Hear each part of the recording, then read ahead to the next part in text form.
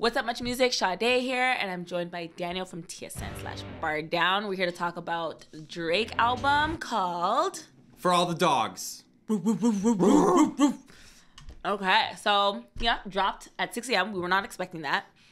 And we're just gonna go through maybe some of the key points, like the features. Yeah. What did you think? Well, first of all, thanks for having me. I know for a lot of the audience you may not know, I'm not a familiar face, but we like to think on the TSN side that I'm like the Drake insider. The Drake expert. Exactly. So it's exciting to be here. But yeah, no, features were a big thing for this album. I mean, everybody was sort of going into it expecting, I know there was talks that from a Zane Lowe interview that he was going to have an industry-shattering feature. So I think people were speculating that it was going to be Frank Ocean, and unfortunately it wasn't. Although it should be noted that he did sample Frank Ocean in the first song on the album. At the top track. Yeah. But I think if we're going through the album, first initial reactions, I think features honestly were the one thing that sort of stood out as a not great part of For All the Dogs. I think people were ultimately disappointed. Sexy Red has been like one of the biggest artists out this whole summer. Like she's basically had the song of the summer. And I think, you know, we can see where he was going with that, but I didn't love her feature on the album. And I also thought Yeet was an interesting one. We weren't expecting him to go out on a track with Drake. So I wasn't super thrilled with the features. However, I thought the J. Cole feature was a breath of fresh air. We were kind of expecting that, and I think everybody was really You were kind of expecting that? I mean, I guess because he brought him out in Montreal. It was in Montreal? Yeah. Damn. And I think they like alluded to it too, right? But we were sort of like, I don't know. I feel like we saw it coming because J. Cole had been playing in Scarborough for basketball. I don't know. I don't know if I expected it because I feel like there's all these times where it's like, okay, Drake's going to do this with this person and it never happens. Yeah, the other features, they were good.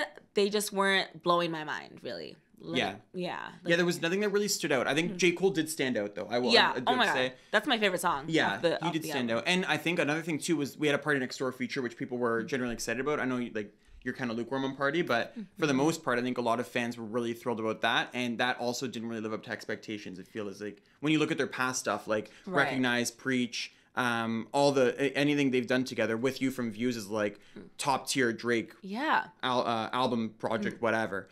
And this one just was I don't know, it felt like it was kind of mid. It was kind of flat. Yeah, it's not memorable. Like usually when I listen to albums, honestly, I'll listen to it 1 or 2 times, pick out my favorite tracks, and then that's it. Then the album's dead to me.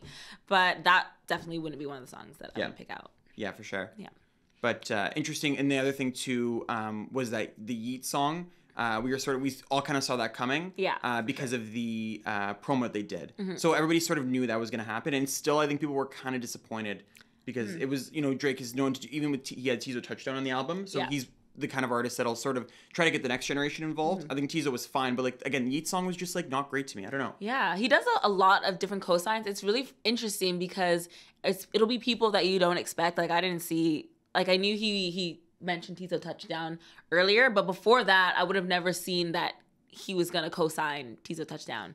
Or even Yeat. Like, I think he's mentioned him before this album was even going to come out, that he's posted him or shouted him out. But I didn't expect him to be on an album, especially an album considering he's going to be like, this is his 4th album in 2 years? Yeah. Is it 3rd? Yeah. Well, really 4th. 4th. Yeah. He's really going crazy. Yeah. But what I'm really upset about is there was no Nicki.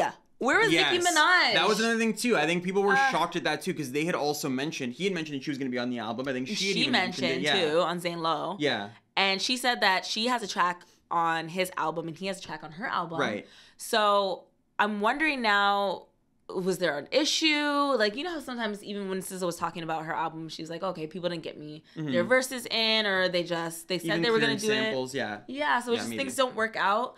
So I wonder if that's what it is. But I feel like if it was, Nicki would have tweeted something about it. Yeah. Or something. Like they would have explained it at least. Yeah. But we're going to have to see if an explanation comes out between now and Pink Friday. Because if Pink Friday comes and Drake's not on the album, then there's some tensions there. People are going to be livid. Because even on Twitter, like the discourse on Twitter was just, where's the Nicki verse? Oh, the Barbs are upset. Yeah. And that's the fan base that'll get upset about something like that. So I can see that happening. Yeah. So it makes sense. I'm guessing they either woke up early or stayed up all night just to hear the Nicki verse. And it just didn't come. So sorry to the Barbs. I'm one of them. And I was very disappointed. Yeah. Moving over to the production of it, though, I think that's one of the things that everybody was sort of looking forward to, because over the last couple of Drake albums, we've seen a shift in production. So when he started off his career, it was, R&B focused, very, spatial, and he sort of introduced that underwater sound on Take Care and ran with it with that trifecta of Take Care, Nothing Was the Same, If You're Reading This. And I think people were expecting that because he kept mentioning how it's going to be like the old Drake. He's bringing back the old Drake. And so we were sort of expecting something along the lines of Take Care, Nothing Was the Same. Right. And he, recently, ever since Scorpion, really, he's shifted towards like a heavier trap influence. And he's gone to way more different producers. He's gone with Tay Keith a few times. Benny X now is one of his main producers. He's helped him on tour. So I think people were curious to know what direction he was going to go to in terms of production. And I think it was pretty evident that once you're a few songs into the album that this one was heavy R&B focused. Right. And tried to carve out that sort of spatial sound. But he, again, sort of ventured off into a bit more like the harder trap beats with the song with 21 Savage. And a bit more of like the new school Benny X style beat with Yeet. And then kind of went back to his old roots and like that underwater spatial Toronto sound that he sort of perfected towards the latter half of the album. Right. And even like, there was the couple songs that leaked. So there's the What Would Pluto Do and Tried Our Best, that both, if you're on TikTok, I'm sure you heard those samples a million times. Right. And that was sort of a new sound that I was hoping Drake was going to experiment, because it sort of sounded like, and people have been mentioning this online, that it sounded like what we thought we were getting with Certified Lover Boy. And it was really only those two songs that it stood out on. I can't even really describe what he was trying to do with it, but it feels like it was like, piano keys, sort of like, that's 40 probably had a lot to do with that, because 40 plays the piano a ton in his songs. And we didn't see a lot of that. So I think the production was also interesting. I'm curious to know what you thought about it all as a whole. I thought, because even with the two tracks that did come out, with Slime You Out and with 8 AM in Charlotte, I feel like those were two very signature Drake sounds. We have the rap, kind of him telling a story about where he's come, how far he's come, and, the people in his life and the goings on. And then we have kind of him talking about the girls and like all the relationships he's had. I felt like those were two very signature Drake sounds. And I thought it would be kind of more of that. Like, again, I thought it was going to be kind of bringing back to Nothing Was the Same or Take Care. But the other tracks, I don't know. Like, I don't feel like they really followed that theme. I felt like they kind of blended in with each other. Yeah.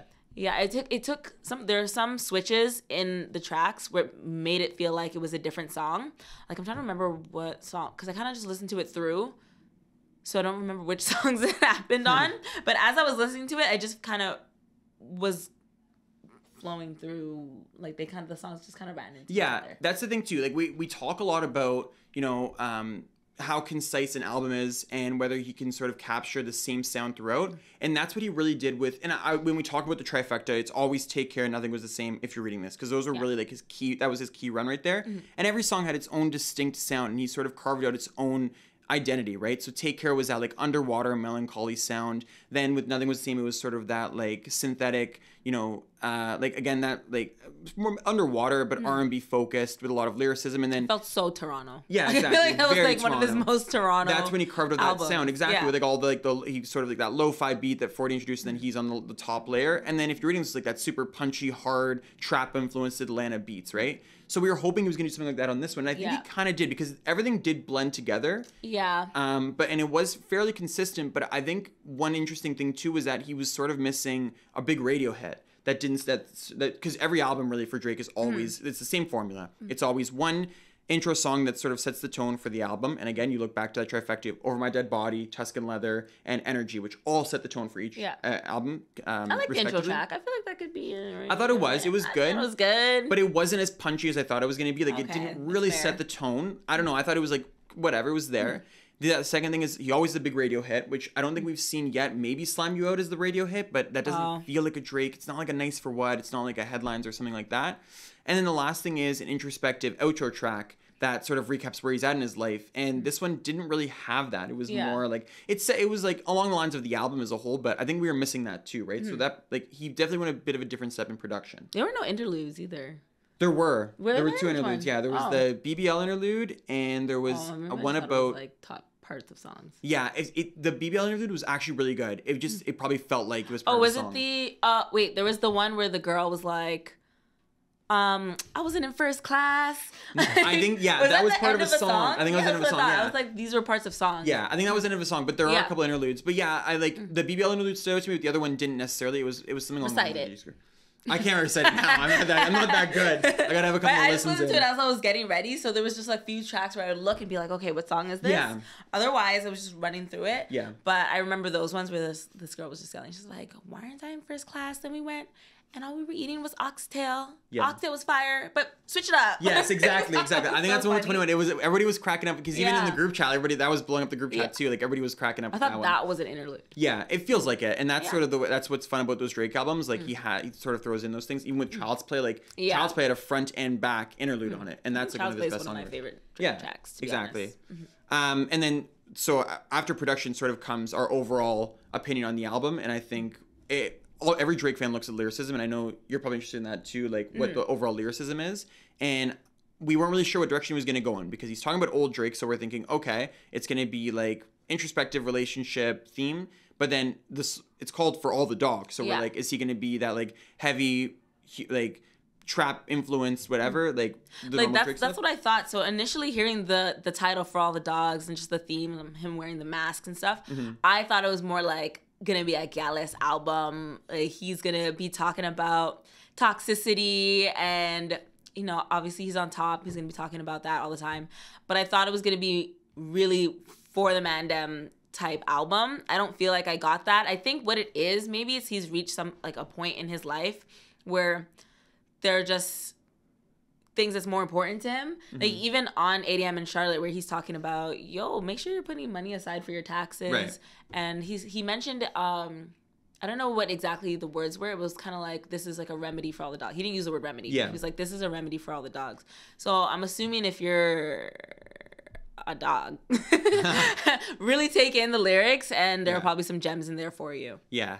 I think as a whole, one thing too that we were all kind of watching for was on Lil Yachty's podcast, or on a podcast he was on, he mentioned that after listening to it, this is going to be Drake's like best performance album. And even Drake the night before mentioned that it was going to be, he thinks it's his best project body of work, like not in that exact, not verbatim, but he mentioned it in that sense.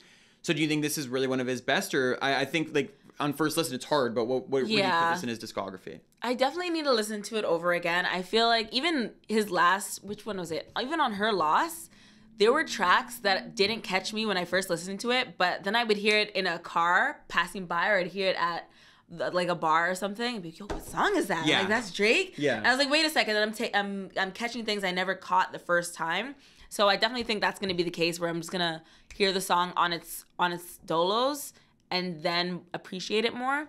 But at first listen, you know, I still liked it. There was no songs that I felt like, okay, I don't want to listen to this. Like, I'm sick of this. Let's skip. But I'm going to give it, like, if I have to rate it. Yeah, give us a rating. I'm going to rate it like 7.5, I think. Yeah. Is it one of your favorite albums of the year? No. I really like the J. Cole song. I like the top track, Vibration. No, Virginia Beach. I was like, Vibrations. Yeah. Virginia Beach. I really like that top track. I like the song with Yachty. I liked both SZA songs. Yeah, SZA killed it. Yeah, SZA killed it. But we all knew that was coming. Yeah, no, SZA's vocals on the song with Sexy Red. You memorize the track list already? I can't remember the one with Sexy Red, but I know what you're talking about. Her vocals on that song was really good, so I really like those ones. But yeah, I'm gonna give it a 7.5 for now. Link me in a week, It'll be different. And I'll it might not. Really? It might be. It might not. Yeah. I just have to give it another listen. I think for me, it's probably, I would put it like closer to that 8 range. I'd probably give it like a 7.8, 7.9 on first listen. But I think it has a ton of room to grow. I think we haven't really let it like marinate with us because there's so many things that we'll find, as like you mentioned, like there's so many things you'll find as you listen to it more. But overall, I think it's a shame because now, you know, this morning, or I guess overnight on Drake's radio show, he mentioned that he's going to take time off music for about a year or so. Said at least a year to focus on his health. Right. So I think we're going to have a lot of time with this one to really let it marinate, and a lot of time to look at the rest of his discography to figure out where it's going to sit.